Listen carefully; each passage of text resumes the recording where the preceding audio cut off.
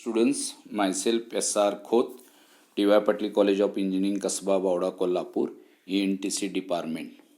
Here with explaining 555 timer as an astable mode, astable multivibrator.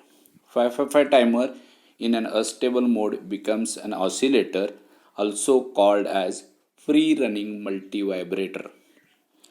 It doesn't have a stable state and continuously switches between high and low without any external trigger input. Circuit connection for this mode of operation: pin number 4 and 8 as usual connected to VCC, that is supply voltage. Pin number 2 and pin number 4 connected together or shorted, that is trigger pin and threshold pin.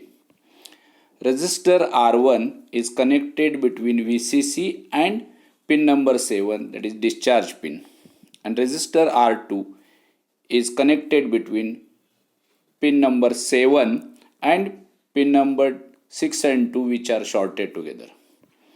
A capacitor C1 is connected between pin number 6 and 2 shorted together and ground pin. Lower comparator is a trigger comparator. Upper comparator is called as a threshold comparator. Initially, the voltage source will start charging the capacitor through resistor R1 and R2. While charging, the trigger comparator will output 1 because the input voltage at the trigger pin is lower than the 1/3 VCC. This means that Q output is 1 and Q bar is low, that is discharge transistor is off and 555 timer output is high. Once the voltage across capacitor reaches 1/3 VCC, the trigger comparator will output 0 but no change in the output of the flip-flop, since input to the flip-flop R is 0 and S is 0.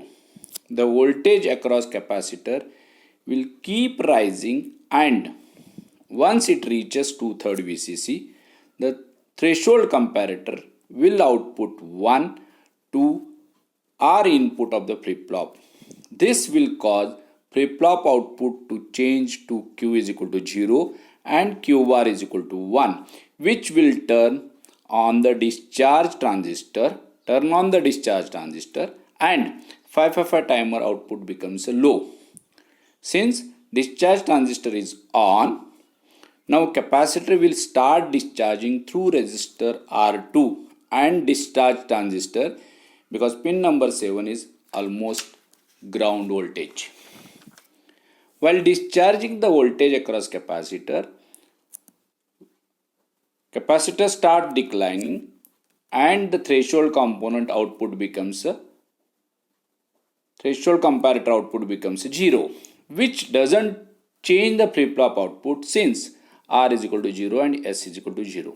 But once the voltage across capacitor drops to 1/3 VCC, trigger comparator output 1.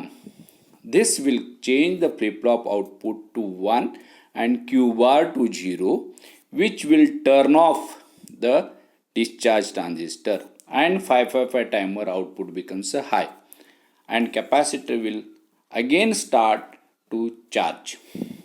So this process of charging and discharging of a capacitor between 2/3 VCC and 1/3 VCC will keep running, thus providing a square wave output of the 555 timer. A charging period, which is also called as a hype time, which is equal to 0.69 R1 plus R2 times the capacitor C1. Discharging period is equal to 0.69 times R2 into C1. So total time period T is equal to 0.69 into bracket R1 plus twice R2 bracket complete into C1. This is the time period of the 555 timer output. Thank you.